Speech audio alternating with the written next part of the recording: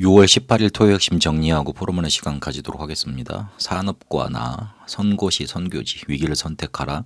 70인이 먼저 가질 힘이라는 제목으로 말씀 받았습니다. 우리가 하나님이 주시는 답을 그리고 보좌의 축복을 일단 회복해야 됩니다. 그런 말은 바로 믿으라는 말입니다. 먼저를 많이 할 게 아니라 회복해야 됩니다. 그래야지만 끌려가지 않게 되고 그리고 실제로 그들을 살려낼 수 있습니다. 세상이 이 축복을 모르기 때문에 끌려갈 수밖에 없다 하셨습니다.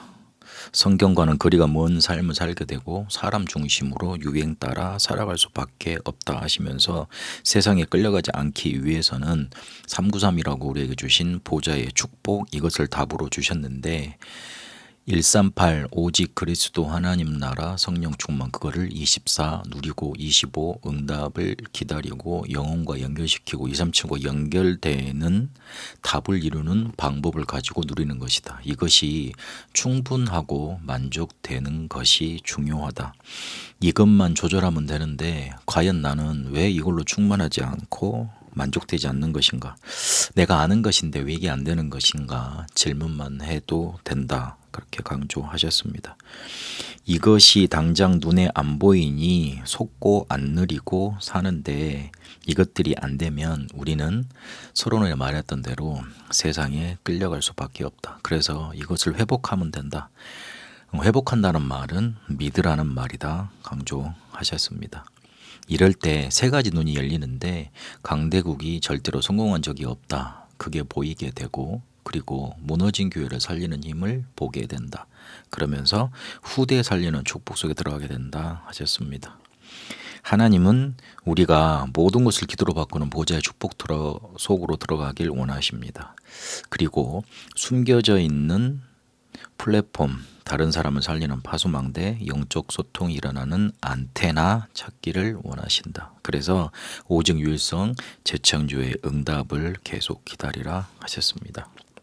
렘넌트 전도학에서 우리가 선 곳이 선교지라고 말씀을 하시면서 렘넌트는 nobody, nothing, everybody라는 이 단어를 기억하고 있으라 강조하셨습니다. 렘넌트가 곧 플랫폼이기 때문에 하나님의 절대 주권을 믿고 그리스도는 방법을 붙잡고 성령의 능력을 따라 말씀 붙잡고 제1성전인 나 이것을 누리라 하시면서 제일 서론 부분에 70지역을 항상 볼 수 있는 곳에 종이로 기록을 해서 붙여놓고 그것을 계속 기도하면 응답의 길이 보인다. 그렇게 본인의 간증을 말씀하셨습니다. 이거를 전도하기 전에 누려야 한다. 뭘 하려고 하기 전에 이 축복부터 받아야 된다. 그러면 모든 것이 열리게 돼 있다 하셨습니다.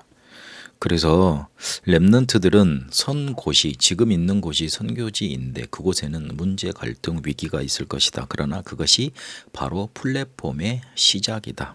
아무도 없는 것 같지만 하나님은 그렇게 몰아세우셔서 플랫폼이 시작되게 하셨고 그리고 조건은 갖추게 하셨다. 그리고 가보면 아무것도 없을 것이다. 그러나 그곳이 바로 플랫폼의 현장이다.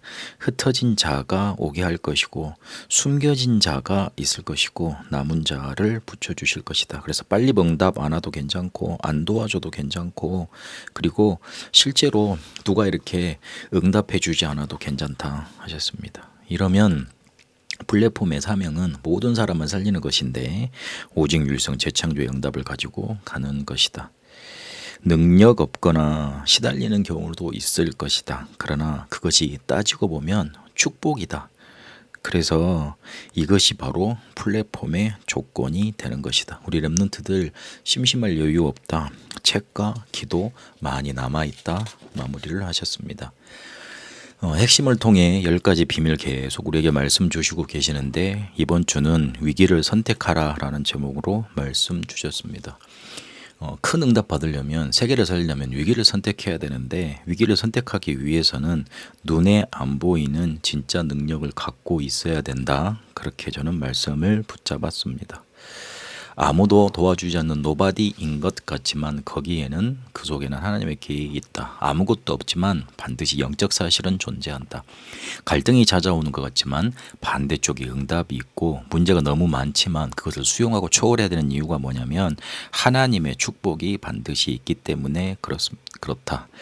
그래서 위기 당한 인을 찾아가서 살려줘라. 하나님의 축복을 알려줘야 될 거 아니냐. 위기 당한 인을 가서 어렵게 하면 반드시 그게 돌아오게 돼 있다. 그러면 어떻게 살리느냐? 위기를 어떻게 선택하고 그것을 살려낼 수 있느냐? 하나님의 계획이 발견되는 기도 계속하면 된다. 그렇게 능력의 여정을 찾아가라. 그리고 사람 살리는 길을 찾아가라. 그것이 바로 렘넌트의 길이었다 하셨습니다. 이 축복을 24 계속 누리라 하시면서 24가 곧 참된 능력을 가지는 길이고 24 되면 참된 능력이 생긴다 하셨습니다. 그러면 25 응답을 보게 되고 기다릴 수 있게 된다. 이것이 바로 영원과 미래와 닿게 된다 하셨습니다. 눈에 안 보이는 능력이 진짜 축복이니 이것이 안 되면 이것이 없으면 안 될 수밖에 없으니 그것 얻으라 하시면서 말씀 마무리 지으셨습니다.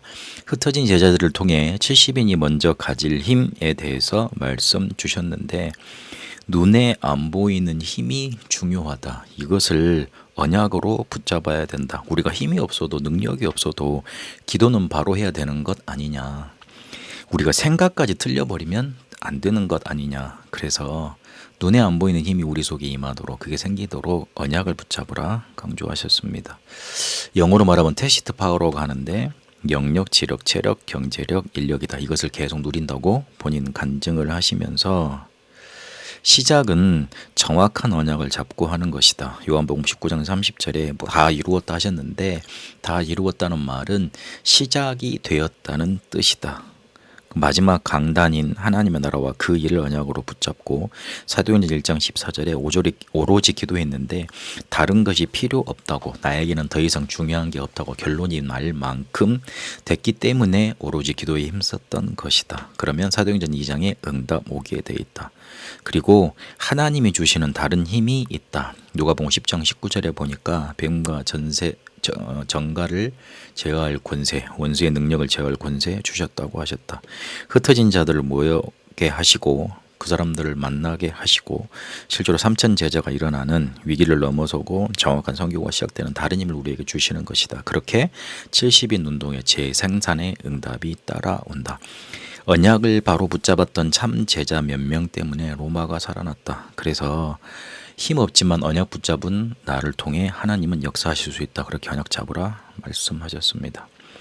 우리가 보좌의 축복, 눈에 안 보이는 이 힘을 회복해야겠습니다. 그러면 아무도 도와주지 않고 아무것도 없는 곳에서도 모든 사람을 살릴 수 있는 응답 누리게 됩니다.